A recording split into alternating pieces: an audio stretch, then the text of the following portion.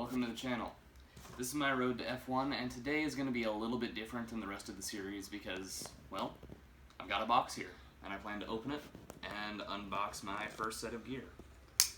Alright, I got a nice knife.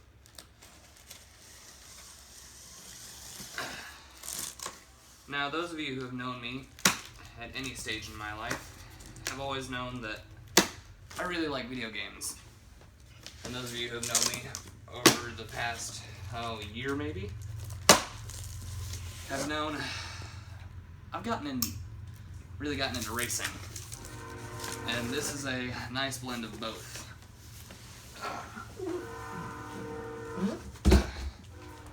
Heavy.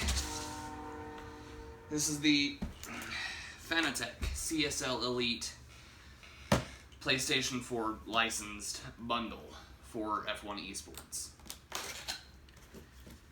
This is also licensed by Formula 1, which is awesome. Cut out and attached for ultimate realism. Fanatec, official supplier of Formula 1 esports. Official F1 esports racing wheel. Alright, so in the box we've got this little bag of stickers and a quick guide. I'll probably look at that later. But for now, let's get on to the stuff. Well, it's bigger than I thought it would be. The paddles have got a nice feel to them. Nice, weighty steering wheel. You can see you've got the shift lights, you've got the either gear or rev counter. You got one actual analog control stick. This is a funny button, or more of a D-pad that can also be used as a rotor. Paddles, face buttons. Usual stuff when talking about a racing car wheel, I guess. Never actually driven a race car, so I wouldn't. Oh.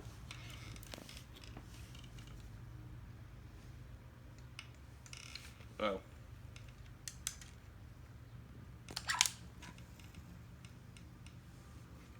It's just there preventing it from locking, I guess. Interesting.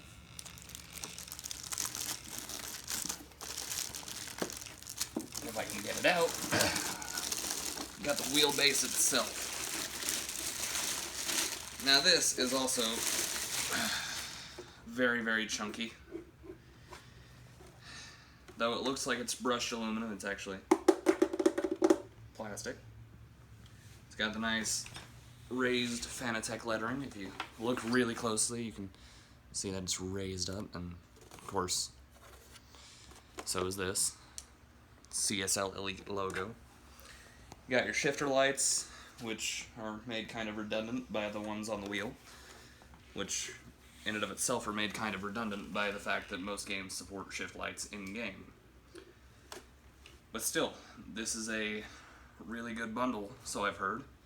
Done some research on these, and they're really good. Only problem is, you've got this 45 degrees of elevation that is set into the plastic molding of the wheelbase itself, but these little feet you can take off if you so desire. Alright.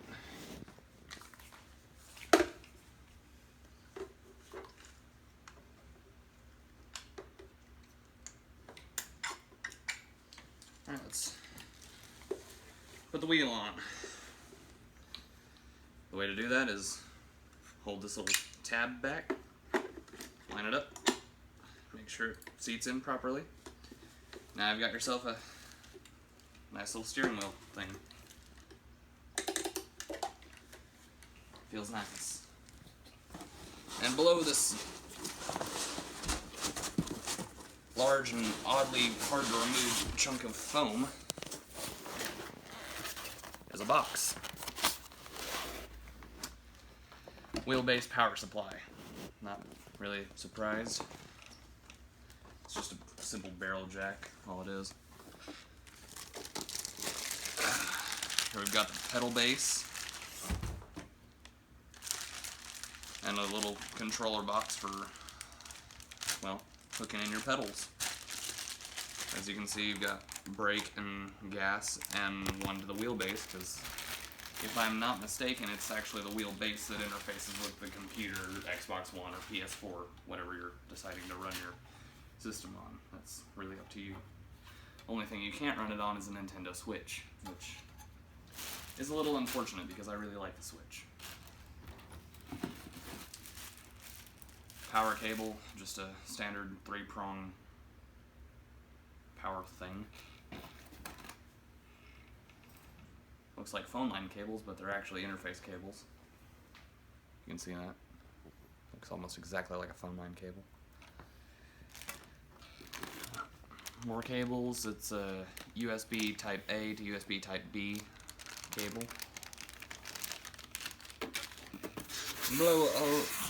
Well, smaller bit of foam are button caps for different things, I guess. This one looks like a turbo. Below those button caps are the desk clamp, which I'm definitely gonna need because I don't currently have a cockpit or anything like that. Bolts, drop that. Bolts, an O-ring, some plastic things.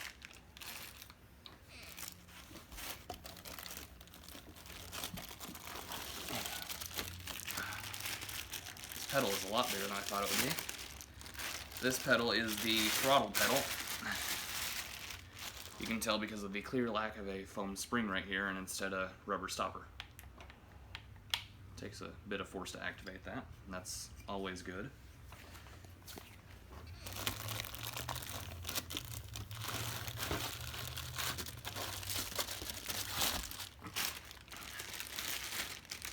And this one is the brake pedal. Note the presence of the foam spring. Ooh, that takes a bit more force to activate. It's even better.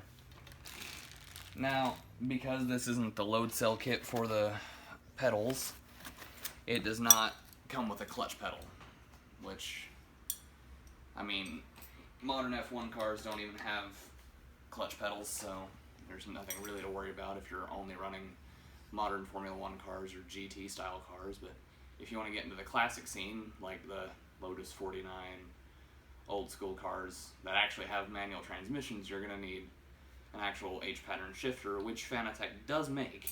And, well, the best thing to do is get a load cell kit. That way you can turn this brake pedal into your clutch, because the load cell kit replaces your brake pedal entirely. Now, the last two things in the box, from what I can tell, last two things in the box is this 13 and 15 millimeter wrench and this Allen wrench.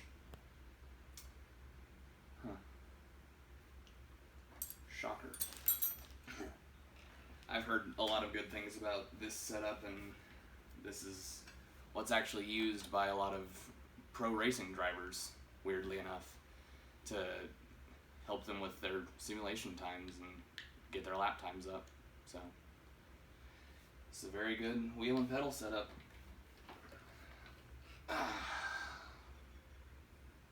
I'm satisfied with my purchase. If you're satisfied with this video, please comment. If you want, subscribe and give a like to the video. Everyone, have a nice day and stay safe.